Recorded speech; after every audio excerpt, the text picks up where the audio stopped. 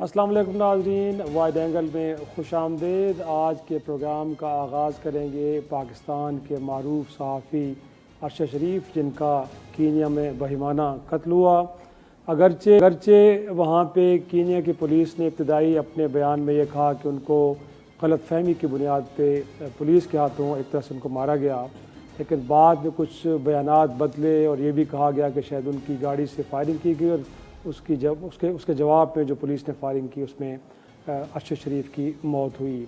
नाज़रीन, आज हम जानने की कोशिश ये भी करेंगे कि क्या इन मुतज़ाद बयानात के बाद हक़ाइक़ तक पहुँचना मुमकिन हो पाएगा, और पाकिस्तान ने भी एक 2 रुकनी टीम भिजवाई है कीनिया, क्या ये टीम भी शवाहिद ढूंढने में कामयाब हो पाएगी कि नहीं। और साथ में एक और ख़दशे का इज़हार किया जा रहा है कि जब तक इस तहकीकाती अमल में गैर मुल्की माहिरीन शरीक नहीं होते, शायद हक़ाइक़ तक पहुँचना मुमकिन नहीं होगा। और एक और सवाल ये कि अरशद शरीफ से जुड़े वहाँ पे जो दीगर किरदार थे, बिलखुसूस 2 अफराद जिनका बार बार नाम लिया जाता है, एक खुर्रम और एक वक़ार, ये लोग अचानक मंजर आम से क्यों गायब हो गए। और फिर अरशद शरीफ के जो ज़ेर इस्तेमाल चीज़ें थी, जिसमें बिलखुसूस उनका मोबाइल फ़ोन और मुमकिन तौर पर लैपटॉप, क्या ये वो चीज़ें महफूज हैं और उन पर जो मवाद है क्या वो भी महफूज है कि नहीं। हमारे साथ स्टूडियो में मौजूद हैं बाक़िर सजा सैयद, बड़े सीनियर सहाफ़ी हैं, डॉन से आप जानते हैं, डॉन पेपर से इनका ताल्लुक़ है। उनके साथ ताहिर ख़ान साहब, मारूफ सहाफ़ी हैं, अफ़गानिस्तान और इंटरनेशनल अफेयर्स के आप भी बड़ी माहिराना राय देते रहते हैं। और हमने कोशिश की है कि कीनिया से कुछ इनपुट लिया जाए, और वहाँ से एक सहाफ़ी हमारे साथ मौजूद हैं, सईद मिन्हाज साहब। बहुत शुक्रिया सईद साहब। और जानने की कोशिश करते हैं आपसे सर कि टीम भी वहाँ पे पहुँच गई है, लेकिन क्या हम ये इस बात की उम्मीद और तवक्को रखें कि इस हवाले से जो इन्वेस्टिगेशंस होंगी उसके लिए वो ज़रूरी शवाहिद और मवाद मौजूद है जिसकी बुनियाद पे जो अरशद शरीफ के कातिल हैं वहाँ तक पहुँचने में मदद मिल पाएगी। जी अस्सलाम वालेकुम। और यहाँ पे अभी जो सूरत हाल ये है कि जैसे आपने मेरा ख्याल ओपनिंग स्टेटमेंट में भी बताया कि पुलिस के सिर्फ 2 स्टेटमेंट आए हैं, ऑफिशियल जो स्टेटमेंट हैं। उसके बाद जो सिलसिला चल रहा है वो पाकिस्तान वाला सिलसिला चल रहा है कि जर्नलिस्टों के थ्रू जिस तरह लीक्स किए जाते हैं या एक टेम्पो बनाया जाता है, तो पुलिस के सोर्सेज को मुख्तलिफ अखबारात और मीडिया यहाँ पे कोट कर रहा है, जिसमें एक सोर्स ये भी था कि जी गाड़ी के अंदर से फायरिंग हुई है। ये रिटन स्टेटमेंट में नहीं लिखा हुआ, पुलिस की जो रिटन स्टेटमेंट है उसमें नहीं लिखा हुआ, ये बाद में एक एडिशन है। और यहाँ पे थोड़ा सा कॉन्टेक्स्ट समझने की भी जरूरत है कि कॉन्टेक्स्ट ये है कि यहाँ पे अभी रिसेंटली इलेक्शन हुए हैं और उन इलेक्शन में एक नया प्रेसिडेंट आया है अगस्त में, सितंबर में उसने अपने ओहदे का हलफ लिया है। और जो पहले उसने कुछ ऑर्डर किए हैं उसमें से जो पहले ऑर्डर्स में से एक ऑर्डर ये है कि उसने पुलिस का एक किलर यूनिट था यहाँ पे, बदनामे जमाना यूनिट जिसको कहा जा सकता है, एक्स्ट्रा जुडिशियल किलिंग करते थे वो, उसको डिसबैंड किया है और उनके ऊपर कोई 600 के करीब कत्लों का इल्जाम है। तो ये तो पुलिस की बैकग्राउंड है यहाँ पे। अब जो इन्वेस्टिगेशन चल रही है वो यहाँ पे इनकी ओवरसाइट एक बॉडी है जो पुलिस के हाथों में नहीं रही। अब ओवरसाइट बॉडी उसको टेक केयर कर रही है। और वो सुना है कि आज शायद पोस्टमार्टम रिपोर्ट जो यहाँ पे पोस्टमार्टम हुआ था अरशद शरीफ का, उसको, और जो खुर्रम साहब जिसकी हम अक्सर बात कर रहे हैं, उन खुर्रम साहब की एक स्टेटमेंट है। ये 2 चीजें एक्सपेक्टेड हैं। यहाँ पे मीडिया में एक समझ लें कि चह मगोइयाँ हो रही हैं कि ये 2 स्टेटमेंट्स आज इशू की जाएंगी। मेरी पुलिस के जो कंसर्न्ड ऑफिसर हैं उनसे बात हुई थी, तो उन्होंने कहा कि अभी हम इस चीज के ऊपर कोई आपको कंफर्म नहीं कर सकते कि वो आज इशू होंगी या नहीं होंगी।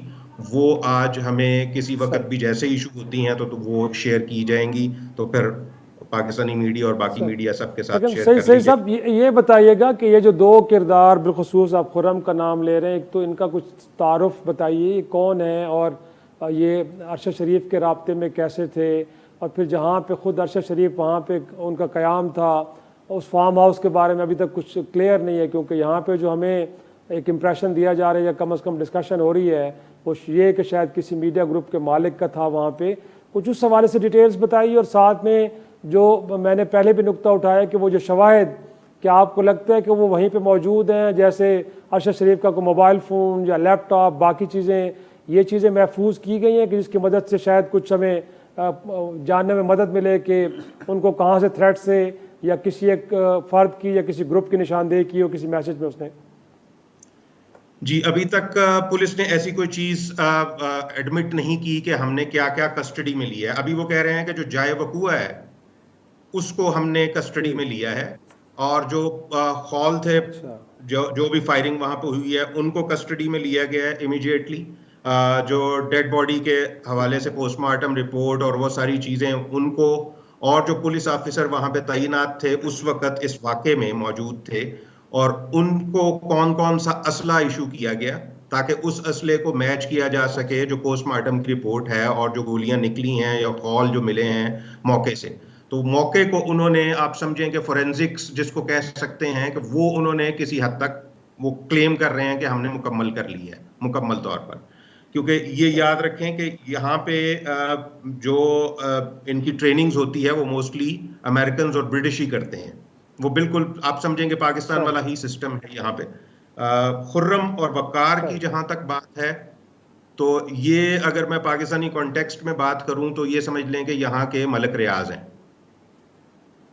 अच्छा, ये यहाँ पे बहुत बड़े इन्फ्लुएंशियल बिल्डर्स भी हैं, और इनका एक ग्रुप है जिसको अभी कुछ सोर्सेज ने कंफर्म किया है कि रॉयल ग्रुप ऑफ कंपनीज के नाम से इनका एक ग्रुप है जिसके अंदर ये मुख्तलिफ बिजनेसेस करते हैं। और ये दोनों भाई हैं आपस में, खुर्रम और वकार। और जो अच्छा, फार्म हाउस सही, जिसकी आपने बात की है, ये फार्म हाउस जो है, ये फार्म हाउस इन्हीं की मलकियत है। और अच्छा, जैसा कि आपको पता है कि नैरोबी या कीनिया जो है वो टूरिस्ट प्लेस है, तो ये जो एरिया है सही, ये भी एक टूरिस्ट रिजॉर्ट के तौर पे जाना जाता है। ये तंजानिया के बॉर्डर सही, से ज्यादा दूर नहीं है, और तंजानिया भी एक टूरिस्ट सही, कंट्री है, और कीनिया का ये वाला पोर्शन जो है यहाँ पे 2-3 दरिया बहते हैं, और बड़ा खूबसूरत इलाका सही। है। वहाँ पे रिजॉर्ट्स बने हुए हैं, स्विमिंग पूल्स बने हुए हैं, और ये शूटिंग रेंज है। लोग अरशद शरीफ के राब्ते में कैसे आए? गोए कि उनके कोई अपने उनके साथ कोई रवाबित थे या किसी ने राब्ता कराया? कुछ आपकी इन्वेस्टिगेशन इस बारे में क्या कहती है? इसमें जो राब्ते का अभी तक तो कोई पता नहीं चला कि इनके राब्ते में किस तरह से आए, लेकिन ये पता है कि अरशद शरीफ यहाँ पे तकरीबन 1 माह से ज्यादा रह रहे थे। 1 माह से ज्यादा हो चुका था उनको यहाँ पे रहते हुए, क्योंकि उनका यहाँ पे कनाडा रेवेन्यू अथॉरिटी जो है उसका एक पिन नंबर या टैक्स नंबर जिसको आप पाकिस्तान में कहते हैं, वो टैक्स नंबर इशू हुआ था यहाँ पे। तो उसका मतलब ये है कि वो अच्छा, 1 महीने से ज्यादा यहाँ पे थे। जब आप यहाँ पे 15 दिन या 10 दिन के लिए भी आते हैं और आपका लॉन्ग स्टे का प्लान है, तो फिर आपको वो KRA इशू करवाना पड़ता है, क्योंकि उसके बगैर ना यहाँ पे बैंक अकाउंट खुलता है, ना आप कोई बिजनेस कर सकते हैं, ना आप कोई काम कर सकते हैं यहाँ पे। तो वो इसका मतलब है, अगर बना हुआ था तो अरशद यहाँ पे 1 महीने से ज्यादा यहाँ पे थे। अब एग्जैक्टली शायद उनकी फैमिली को भी नहीं पता होगा, क्योंकि वो नेचुरली हाइडिंग में थे और वो शायद डिस्क्लोज नहीं करना चाहते थे। तो इस वजह से उन्होंने भी शायद एग्जैक्टली अपनी वेयर अबाउट्स का किसी को शायद उस तरह से ना बताया हो। लेकिन ये जरूर था कि सही, ये दोनों भाई जो हैं वो यहाँ पे एलीट तबका, और चाहे वो पुलिस हो, चाहे वो पॉलिटिक्स हो, चाहे वो पॉलिसी मेकर्स हो, उस हद तक इनकी रसाई है। जब मैं मलक रियाज कहता हूं तो मेरा ख्याल आपको समझ आ जाना चाहिए कि वो सही, किस किस बिल्कुल पैमाने सही, पे वो बिल्कुल। खेलते हैं यहाँ। एक चीज बहुत ये सारे भी है, लोग अभी तक बाकी हमें। ताहिर को मैं चाहूँगा कि कोई सवाल अगर आपके जहन में आ रहा हो इस हवाले से कुछ करना चाहें, या कम अज़ कम मैं मेरे जहन में जो एक और सवाल आ रहा है वो ये कि इम्प्रेशन ये दिया जा रहा है कि शायद UK से वहाँ पे पहुँचे अरशद शरीफ। आपको डिटेल्स वहाँ पे है कि वो दुबई से वहाँ पहुँचे या लंदन से वहाँ आए? इस हवाले से कुछ क्लैरिटी है सईद साहब? देखिए, अभी जो यहाँ पे अखबारात में हैं और वो सोर्सेज हैं जिनके ऊपर आप एतबार उतना ही कर सकते हैं जितना कि हम अपने मीडिया के ऊपर कर सकते हैं। जो जब सोर्सेज के थ्रू थ्रू बात की जाती है और उसमें कोई ऑथेंटिक डॉक्यूमेंट सामने नहीं है, तो वो फिर एक हवाई सही, बात हो जाती है। उसमें यही कहा जा रहा है कि ये पाकिस्तान से डायरेक्ट यहाँ पे आए। कुछ ये है कि ये कहीं और नहीं गए, ये डायरेक्ट यहाँ पे आए हैं। कुछ ये कह रहे हैं कि ये दुबई से रुकते हुए यहाँ पे आए हैं, तो वो, और कुछ कह रहे हैं कि इंग्लैंड से, लेकिन उसकी डॉक्यूमेंट्री एविडेंस किसी के पास नहीं है। ये सब की सब हवा में बातें हैं। हो सकता है कि जो इन्वेस्टिगेशन यूनिट है जो क्लेम कर रहा है कि हम बड़े एहतियात के साथ इस मामले को लेके चल रहे हैं, क्योंकि इसके ऊपर यूएस का भी प्रेशर आ चुका है इनके ऊपर, लेकिन एक जो चीज क्वेश्चन मार्क है, वो क्वेश्चन मार्क यही रहता है कि जब 600 मर्डर पिछले 4 सालों में यहाँ पर पुलिस के हाथों हो चुके हैं, और उनका को खातर ख्वाह हमें कामयाबियां या मासवाइज के कि वो जो रिकमेंडेटरी सॉर्ट ऑफ सिचुएशन हो कि जी ये हमने रिकमेंडेशंस दी हैं कि पुलिस को इस तरह से बेहतर कर लिया जाए, ये किया जाए, वो किया जाए, लेकिन 4 सालों में वो जो किलर स्क्वाड जिसकी मैं बात कर रहा हूँ वो डिसबैंड नहीं हुआ था। डिसबैंड वो अब हुआ है पिछले 1 महीने पहले। अच्छा। अभी उसके बहुत से ऑफिसर्स जो हैं वो ओपनली अवेलेबल हैं। तो ये भी याद रखें कि ये जो नैरोबी या कीनिया है, ये एक रीजनल हब है। यहाँ पे एक साइड पे अगर आप देखें तो सोमालिया में प्रॉब्लम चल रही है, उस दूसरी साइड पे देखें साउथ सूडान में प्रॉब्लम चल रही है, थोड़ी दूर जाएं तो सूडान में प्रॉब्लम है, इथियोपिया में एक हिस्से के अंदर वॉर चल रही है और वहां पे प्रॉब्लम चल रही है, और इस मुल्क के ऊपर बहुत से प्रेशर्स हैं। तो ये एक क्रॉस रोड्स है टू सम एक्सटेंट। आप कह सकते हैं इसकी कोई मुशाबत नहीं है पाकिस्तान के साथ, कि जिस तरह पाकिस्तान के साथ हमसाये में अफगानिस्तान है, तो उसकी वजह से असले का बहुत ज्यादा यहाँ पे आना जाना, ड्रग्स का आना जाना, मनी लॉन्ड्रिंग का यहाँ पे होना, और इस तरह के जितने भी काम देखे जा सकते हैं वो यहाँ पे बकसरत पाए जाते हैं, क्योंकि ये एक फ्री फॉर ऑल कंट्री है। सही। अच्छा सईद साहब, वैसे जनरली जो जर्नलिस्ट की सिक्योरिटी के हवाले से जो बात होती है, तो वहाँ क्या सिचुएशन है, और हम किस हद तक तवक्को रख सकते हैं कि जो कोई ट्रायल होगा या प्रोसिक्यूशन होगी वहाँ पर वो फेयर होगी और उससे हमें कोई ख़ास कोई कंक्लूजन निकालने में मदद मिलेगी, और किस हद तक ऑथेंटिक होगा वो फाइंडिंग जो है? लेकिन मैं ऑनेस्टली आपको बताऊं कि मुझे डाउट है। उसकी वजह ये है कि मैं जो इसीलिए वो जो 600 मर्डर्स की बात की है और जो इन्वेस्टिगेशंस की बात की है, को तकरीबन 300-350 इन्वेस्टिगेशंस चल रही हैं, तो वो छोटे मोटे केसों की तो आप इनकी वेबसाइट पे चले जाएं तो वो इनकी वेबसाइट पे आपको खुद भी अंदाजा हो जाएगा। इंडिपेंडेंट जो अथॉरिटी है इनकी, इंडिपेंडेंट पुलिसिंग ओवरसाइट अथॉरिटी, इनकी वेबसाइट पे जाके देखें। एक तो वेबसाइट अभी भी आउटडेटेड है, और इसमें जो केसेस के ऊपर जो इनकी वर्डिक्ट्स आई हुई हैं वो छोटे मोटे केसेस हैं कि कोई पुलिस ऑफिसर पैसे लेता हुआ पकड़ा गया है, कोई पुलिस ऑफिसर के खिलाफ सेक्सुअल हैरेसमेंट का केस आया है, तो उस तरह के केसेस हैं। जर्नलिस्ट के हवाले से अगर आपको याद हो थोड़ा सा अगेन, अगर आप पीछे जाएंगे तो नवंबर 2021 में यहाँ पर बीबीसी की एक जर्नलिस्ट थी, वो होटल के अंदर मुर्दा पाई गई थी, और उनका एक कातिल जो था वो बकौल पुलिस के, उनका एक कातिल जो था वो उस गेस्ट हाउस या उस होटल की दूसरी या तीसरी मंजिल से गिर के नीचे मर गया। तो वो मामला वहीं पे खत्म हो गया। हालांकि वो बीबीसी की एक जर्नलिस्ट थी जो सोमालिया के लिए काम कर रही थी, लेकिन उसका भी कुछ नहीं हुआ। तो यहाँ पे अभी जो ये सईद साहब, अभी दो इंडियंस का भी हमने बातचीत सुनी कि 2 इंडियन वो जो मीडिया हाउसेस से रिलेटेड लोग थे और सीनियर लोग थे जो चीफ ऑपरेटिंग ऑफिसर वगैरह रहे थे, मुसलमान थे, उनका भी किसी तरह से मर्डर हुआ वहाँ पर। उसमें भी कोई पेशरफ्त अभी तक सामने आई है? क्योंकि ये तो शायद चंद माह पहले की बात है कि ये वाकया हुआ है।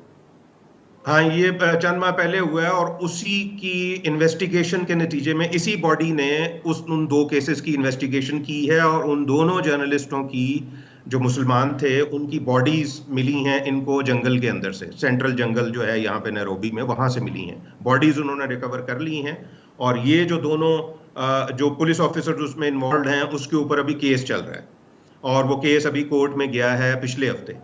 तो लेकिन ये इस केस की बुनियाद के ऊपर ये जो यूनिट है डिसबैंड किया गया है। इस केस की जब इन्वेस्टिगेशन हुई और इसी इंडिपेंडेंट पुलिसिंग ओवरसाइट अथॉरिटी ने जो रिकमेंडेशंस दी, उसमें यह था कि इस यूनिट को बंद किया जाए, तो उस यूनिट को प्रेसिडेंट ने इसी केस के बाद बंद किया है जो 2 इंडियंस मारे गए हैं यहाँ। वो यूनिट जो था वो SSU उसका शायद नाम था, और ये GSU के नाम से है। वो इनके दरमियान भी कुछ रवाबित थे, ट्रांसफर पोस्टिंग्स इनके दरमियान भी होती रहती थी। वो क्या वहाँ के लोग डिसबैंड होने से पहले कुछ लोग इधर शिफ्ट हो गए हैं या उनका कुछ इन्फ्लुएंस था इस जीएसयू के ऊपर भी? जीएसयू एक इनका यूनिट है जो पुलिस का यूनिट है, जिसको आप कह सकते हैं स्पेशल कमांडोज यूनिट जिसको कहा जा सकता है।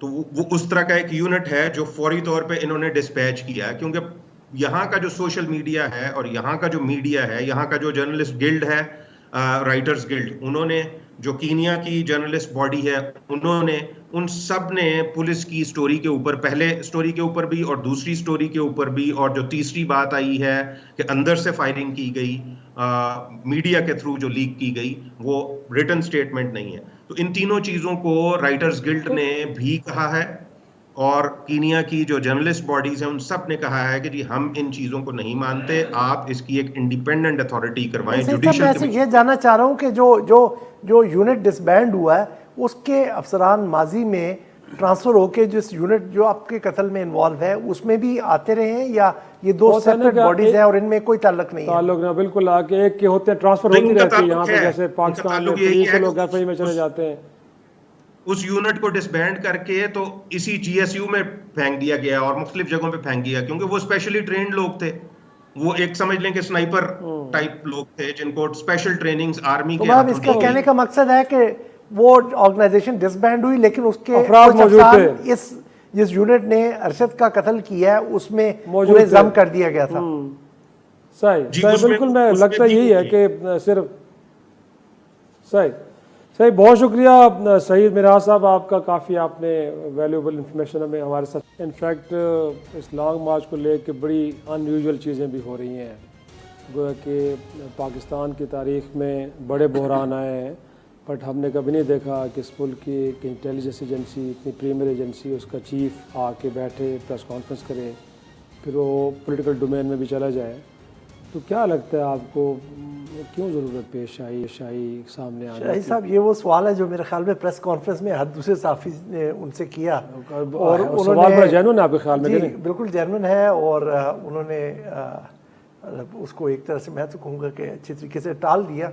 और यहाँ पर शुरू करने से पहले मैं ये कहूँ कि जिस तरह हमने उनके इस फैसले का खैर मकदम किया था कि अपने जो उनके प्रेडिसेसर्स थे, जो उनके पेशरो थे, उनके मुकाबले में उन्होंने एक लोअर मीडिया प्रोफाइल रखने का फैसला किया था, उसका सब ने खैर मकदम किया था, उन्होंने कहा था खुश आइंद है। तो अब इस चीज़ के बाद कि जब उन्होंने पब्लिकली जाके डिस्कशन की जो मुल्क में पॉलिटिकल सिचुएशन है उसके ऊपर की, तो उसके बारे में भी हम सिंसियरली उनको यही कहेंगे और कैंडिडली कहेंगे कि ये नामुनासिब था कि अगरचे एक मुश्किल सूरत हाल है, या तो आपको जो महकमे इस चीज़ से जिनकी ये जिम्मेदारी जिनको तफवीज़ की गई है कि नैरेटिव बिल्डिंग करें, आपका बयानिया आगे पहुँचाएँ, जो आपकी बात है वो आगे पहुँचाएँ, या तो उन पे आपको इतबार नहीं था कि वो काम नहीं कर रहे, या आपको वो समझते नहीं थे, बनाने या तो आप समझ रहे थे कि वो इफेक्टिवली इसको चैलेंज नहीं कर रहे। इस बात से कतई नज़र के इमरान साहब झूठ पर बयानिया रखा हुआ है, सच पर। लेकिन पहला सवाल यह है कि क्या आपको उनके वर्किंग पे इतबार था या नहीं था, या उनकी एफिशिएंसी पर, इफेक्टिवनेस पर आपको इतबार था कि नहीं था?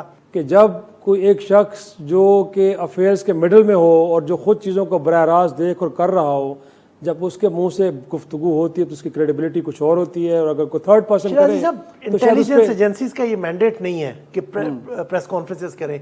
इनके पेशरो करते थे लेकिन बैकग्राउंड पे करते थे। मुझे आप बताएं कौन से वाला डीजी आईएसआई है जिसने साफियों से नहीं मिला और उसने ब्रीफिंग्स नहीं की हैं? सब ने की हैं लेकिन सामने आके नहीं करते थे।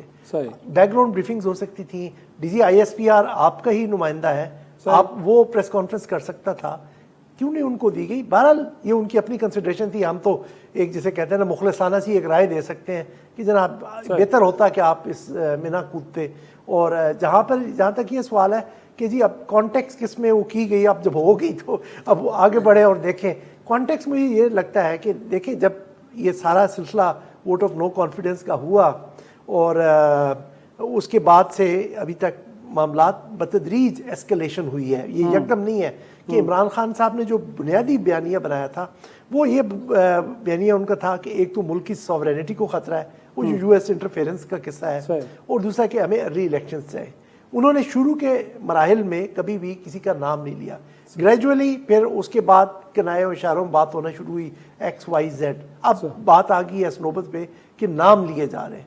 तो जब ये मामला चला था तो उसी वक्त, क्योंकि ये इनकी बातचीत अब की नहीं है, 5 महीने पहले से ही जब मतलब PTI गई है पिछले लॉन्ग मार्च क्रिकेट से बातचीत चल रही, आप इन चीज़ों को तभी एड्रेस कर देते, उनके खदशात थे वो एड्रेस कर देते, ताकि बात इस नौबत में ना पहुंचती कि जी क्या आपके वो नेम कॉलिंग होती और उसमें इतना बैड ब्लड होता है। अगर खदशात जेन्युइन तो ज़रूर एड्रेस होने चाहिए थे, लेकिन ताहिर साहब आपको लगता नहीं है कि जब इदारे हदफ तनकीद हों और हुकूमत वक्त खामोश बैठी हो, उनकी तरफ से कोई डिफेंस ना रहा हो, तो फिर लामहला तौर पर इदारों को खुद आना पड़ता है अपने आप को डिफेंड करने के लिए, और अगर उनके ख्याल में कोई अजीब सा नैरेटिव बिल्ड किया जा रहा है तो उसको भी डिफ्यूज़ करने के लिए उनको खुद मेहनत करनी पड़ती है। तो आपको लगता नहीं है कि सिचुएशन कुछ ऐसी सी कि इदारे को खुद आना पड़ा, उनके बड़ों को खुद आना पड़ा और सिचुएशन को अपने हाथ में लेना पड़ा? बहुत शुक्रिया आपका। मेरी नज़र में फिर भी नहीं आना चाहिए था। अच्छा, आप भी उसी नोट में? जी हाँ। और आपको याद होगा शिराजी साहब गुज़िश्ता साल सितंबर में जब जनरल फैज़ हमीद साहब गए थे लेफ्टिनेंट जनरल काबुल, तो उन्होंने बड़ी मुख्तसर सी बात की थी, 2 अल्फाज कहे थे वहाँ पे, मीडिया जो मौजूद थी, इत्तेफाक से मैं भी काबुल में था। तो उस पर बहुत ज़्यादा एक मसला हुआ था, तालिबान के लिए भी हुआ था क्योंकि हुकूमत नहीं बनी थी, और अफ़गान मीडिया उस वक़्त तो किसी हद तक फ़ाल थी, तो उसको भी अच्छा नहीं समझा गया था क्यों, तो लिहाजा मेरे ख्याल में इसको अच्छा नहीं समझा जाता। आपने कहा ना कि तनकीद का जवाब, तो हुकूमत किस लिए है? वो तो खामोश है ना, नहीं खामोश नहीं है। आप पता है क्या है, हुकूमतों की जो प्रेस कॉन्फ्रेंस होती है, आज उसकी थी ना मरियम औरंगज़ेब साहिबा की, दलील नहीं होती, इस तरह बोलते हैं प्रेस कॉन्फ्रेंस में राना सनाउल्लाह साहब, और कि जिस तरह के वो जलसे में खिताब कर रहे हैं। जलसे में खिताब में ज़रूर कहें, लेकिन जब आप सहाफ़ियों के सामने बैठे हैं, आपको लोग देखते हैं, आप एक हुकूमत की नुमाइंदगी करते हैं, तो इस वजह से मुमकिन है कि DGI ईसाई और आर्मी स्पोक्समैन को, तर्जुमान को उन पर एतमाद ही नहीं है, या वो सही तरीके से बात नहीं कर सकते। तो जमात इस्लामी के सेनेटर ने सही कहा था, मुश्ताक ने, कि प्रेस कॉन्फ्रेंस वज़ीर दिफा को करनी चाहिए थी और वज़ीर इत्तलाआत को, और ये दोनों साथ बैठने चाहिए थे अगर ज़रूरत होती। और फिर इमरान खान की बात बिल्कुल दुरुस्त है कि ये तो पूरी सियासी प्रेस कॉन्फ्रेंस थी। अल्फाज जो है, हाँ चलो आप समझ ले कि मजबूर थे, आपको खुद आना चाहिए था कि लोग आप पे ट्रस्ट करें। एक बात आपको बताऊं शिराजी साहब, अब पाकिस्तानी अवाम जो है वो होशियार है, ठीक है जी, वो होशियार है, वो समझते हैं चीज़ों को, उनको मीडिया ने और सोशल मीडिया ने समझदार बना दिया है। तो लिहाजा लोगों को खुदा के लिए समझदार ही समझिए, लोग वो नहीं है। दूसरी बात यह है कि ये सिर्फ उसकी अभी की बात नहीं है। जब इमरान खान साहब ने पहले लॉन्ग मार्च किया था तो उस वक्त नाम आ नहीं रहा था उस साबिक उसकी अब्बासी साहब की, फिर पाशा का नाम नहीं आता रहा, तो नाम तो सब आते रहे। सोचना पड़ेगा कि नाम क्यों आ जाते हैं, क्यों हमारी एक जो आईनी रोल है उस तक महदूद रहे। ताहिर साहब कह तो रहे हैं कि बार बार नाम क्यों आता है, ये बार बार अंधेरे में मुलाकातें क्यों होती हैं? अगर नाम आता है तो ये मुलाकातें भी नहीं होनी चाहिए। और अब अगर फ़ौज ने कह दिया है कि हमने तो इतने लुक्रेटिव किस्म की जो हमें ऑफर्स थी वो ठुकरा के सियासत से दूर रहने का फ़ैसला किया है, सियासतदान फिर घसीट के ले आते हैं सियासत में इस्टेब्लिशमेंट को। और साथ में एक इससे जुड़ा सवाल और भी करना चाहूँगा कि खान साहब को नहीं पता कि इस मुल्क में सैलाब आए हुए है, इकॉनमी की क्या सूरत हाल है। जब मौलाना साहब आए थे तो वो कह रहे थे कि डिक्टेट नहीं करवा सकते हमें आप कुछ कहें और हम कहें कि जी आपके साथ चलेंगे, जो कुछ आप कहेंगे वैसे हम। तो अब वो कह रहे हैं कि नहीं, मैं आके डिक्टेट करवाऊंगा आपको कि आपने इलेक्शन की डेट देनी है और आपको देनी पड़ेगी। सर हुकूमत में होते हुए रवैये कुछ और, आप कुछ और, कुछ तो क्लैरिटी होनी चाहिए ना सर आपकी। अच्छा, जहाँ तक आपने ये बात की ना कि उन्होंने कहा कि सियासत में हम नहीं हैं और साल हो गया है कोई है, मुझे आप ये बताएं कि कब ये नहीं कहा गया कि सियासत से हमारा कोई तल्लक नहीं। मैं पिछले कम से कम 15 साल से मिलिट्री की बीट कर रहा हूँ, वो तकरीबन इनवेरेबली हर प्रेस कॉन्फ्रेंस में ये जुमला पाया जाता है कि जब आपके पास अगर कोई सबूत है तो ले आए। आप मुझे पिछली पुरानी आसिम बाजवा साहब की देख लें प्रेस कॉन्फ्रेंस से, सब में ये जुमला होता था। बहरहाल coming to latest press conference, Qazi Shan Ahmad के बयानात पढ़ते थे अखबारात में, फौज को मुदाखलत की दावत दिया करते थे कि आए और सब संभाले सब। वो तो अब माजी का छोड़े, मैं तो ये इनकी बात कर रहा हूँ। ठीक है, लेकिन एक तो ताहिर ये बताइए कि फैसल वाडा साहब तो चलो उन पे डाउट कर सकते हैं, मुल्क के वज़ीर दाखिला, उनके पास तो क्रेडिबल एविडेंस है, और आज जिस तरह उन्होंने लॉन्ग मार्च को थोड़ा अर्ली कॉल ऑफ किया है कल के लिए, जी हाँ, तो लगता तो एक खान साहब भी कन्विंस हैं कि ख़तरात तो हैं, और जैसे खूनी मार्च की बात कर रहे हैं। और दूसरी बात इससे जुड़ी ये कि माजी में हमने देखा है कि जब भी कोई इस तरह की कंट्रोवर्सी या एक पॉलिटिकल टेंशन बनी है तो इस्टेब्लिशमेंट ने आगे कहीं ना कहीं मुसालत कराई है। अब तो खान साहब ने उनको भी एक तरह से हेड ऑन किया हुआ है, तो आप उनको भी एज ए मुखालिफ पार्टी के तौर पर ट्रीट कर रहे हैं, तो इस सारी सिचुएशन को डिफ्यूज़ कौन करेगा, क्या लगता है? ये एक चैलेंज तो है, लेकिन मेरे ख्याल में आज बयानात आया ना कि मुज़ाकराती टीम बनी है, बाद में कहा कि नहीं बनी है, लेकिन उधर से जो जवाब आया फवाद चौधरी का तो वो भी कोई ज़्यादा सख्त नहीं था। तो ऐसा भी लग रहा है कि मुमकिन हो कि पहले से ही कुछ ना कुछ राब्ते हुए हों, जिस तरह खुद पीटीआई तो पहले नहीं करती थी कि जी सिक्योरिटी ख़तरा थे, लेकिन अभी जो वो खुद ही कह रहे हैं कि इसलिए वो मुरीद के में ख़त्म कर रहे हैं, वो कामों की नहीं आए कि वहाँ पर उनको सिक्योरिटी ख़तरात थे, ये थे वो थे, अगर तो और सिक्योरिटी ख़तरात तो होंगे। आज अमीन गंडापुर साहब का जो आया हुआ है ऑडियो मैसेज, तो अब उसने इनकार नहीं किया, उसने जवाब दिया है बाद में कि जब आप हमें धमकी देंगे तो हम तो तैयार होंगे, हम तो करेंगे, जवाब वार करेंगे, ये उसके अल्फाज थे जब बाद में उसका बयान आया। तो अगर राना सनाउल्लाह कहे कि हम आपको ये करेंगे और उधर से पीटीआई वाला कहते हैं हम आपको इस तरह जवाब देंगे, और उसने कहा कि जी असलहा ले आओ, तो इसका मतलब है कि अब तो ये सामने भी आ गई ना, खुफिया भी कोई चीज़ नहीं रही, तो खतरा तो होगा। जो खतरा है, जो सूरत हाल है, नहीं है, जो सूरत हाल है पाकिस्तान में इस वक्त स्टेबल तो नहीं है ना, मतलब है कि किसी लिहाज से वो जो टीटीपी दोबारा एक्टिव हो गई है, और टीटीपी अगर ना भी हो तो कोई और भी कुछ कर सकता है, तो लिहाजा वो खदशात तो होंगे। सही। अच्छा, मैं ऐसे कैरी ऑन इनसे करना चाह रहा हूँ, जरूर, ये बात मैं सवाल भी करना चाह रहा हूँ, वो जो जहाँ तक मुज़ाकरात की बात है, अभी तक जो मेरी अपनी इंफॉर्मेशन है, क्योंकि इस मौजू पे मैं लिखता भी रहता हूँ, तो वो यही है कि बातचीत में पेशरफ नहीं हुई, लेकिन बातें हो रही है अभी तक। जैसे आपको पता है मेरे पिछले आर्टिकल का टाइटल भी यही था, 10 राउंड्स ऑफ टॉक्स। बिल्कुल ऐसे। तो अभी भी जो मेरी इतला है, कल एक साहब इस्लामाबाद से लाहौर गए हैं कल दोपहर को, और शुनीद यही है कि उनकी मुलाकात हुई है उनसे। अच्छा। और अब इस वक्त आपको पता है खान साहब की डायरेक्ट हाईएस्ट लेवल पर भी बातचीत होती रही है, तो बातचीत का दरवाज़ा मेरे ख्याल में खान साहब ने खुला रखा हुआ है। अब आप पिछले मार्चेस की, लॉन्ग मार्चेस की देखें हिस्ट्री, जो खास मियां नवाज शरीफ साहब की मार्चेस हैं, जो जैसे वो बहाली अदलिया की क्या तो वो जो बहुत फास्ट भी थी, वो निकल के तो रात के से मतलब 24-48 घंटे लेके इस्लामाबाद पहुंच जाते थे। खान साहब एक हफ्ता लगा रहे हैं। मकसद ये है कि जो वो आपका बैक चैनल बन रहा है उसको टाइम दे रहे हैं और प्रेशर बढ़ा रहे हैं कि भाई वो जो मामलात हैं अब उनको हम ज्यादा देर लिंगर नहीं कर सकते, आप उनको कंक्लूड करें। उसकी अर्जेंसी दो वजूहात की वजह से, एक जो उनमें से सर दस्त है कि आपकी ट्रांजिशन बिल्कुल सर पे आ गई, अगला महीना स्टार्ट होगा तो नए साहब की बातें होने शुरू हो जाएंगी, तो आप उससे पहले कुछ इस कज़िये का भी तस्वीर करते जाएं। और साथ साथ ये है कि फिर जो एक मोमेंटम पीटीआई बना चुकी थी बार बार ये कह के लॉन्ग मार्च, तो वो कम से कम लोगों में जो बदजनी और बदिली ना फैल जाएगी, यार खान साहब तो बस कहते ही हैं और निकलते नहीं हैं। तो कोई ना कुछ अचीव करना चाहेंगे, करके रहेंगे वो आपके ख्याल में। लेकिन मेरे ऊपर कुछ है जी एक लाइनर, क्योंकि शो का वक्त खत्म हो गया है, कि ये बैक डोर से मुलाकातें होनी चाहिए या हुकूमत वक्त के पास एक चांस है कि फ्रंट डोर से सियासतदानों के साथ मिलकर बैठे, फैसला वही होना है जो कहीं ना कहीं हो चुका है और उसी को अनाउंस करना बाकी है। अच्छा सवाल है, अच्छा सवाल है, बिल्कुल भी नहीं होनी चाहिए, लेकिन सियासतदान साहिबान और साहिबात आप बैठ तो जाए ना, थोड़ा सा इंडिकेट तो करें ना। इमरान खान साहब और मरीम नवाज ने, औरंगजेब ने, माफ़ कीजिएगा, कुछ तो आज इंडिकेट किया है कि सड़कों पे बातें नहीं होती, लेकिन मुज़ाकरात का दरवाज़ा बंद नहीं है।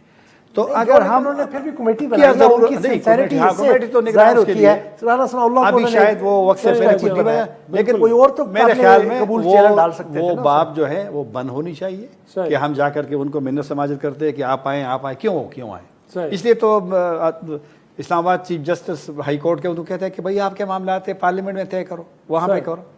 तो यकीनी तौर पे अगर इधर से राना सनाउल्लाह साहब होंगे और वहाँ से शेख रशीद होंगे तो दोनों को एक दूसरे को कबूल करना चाहिए, और बिल्कुल कोई शक नहीं है अगर कोई एक फैसला हो चुका है और कोई कंसेशंस देनी है खान साहब को और उसको अनाउंस करना सिर्फ बाकी है, तो बेहतर ये है कि इस वक्त सियासतदानों को तदब्बर का मुजाहरा करके इन मामलात को अपने हाथों से निपटाना चाहिए। आज का शो यही ख़त्म करते हैं, इजाज़त दीजिए, खुदा हाफ़िज़।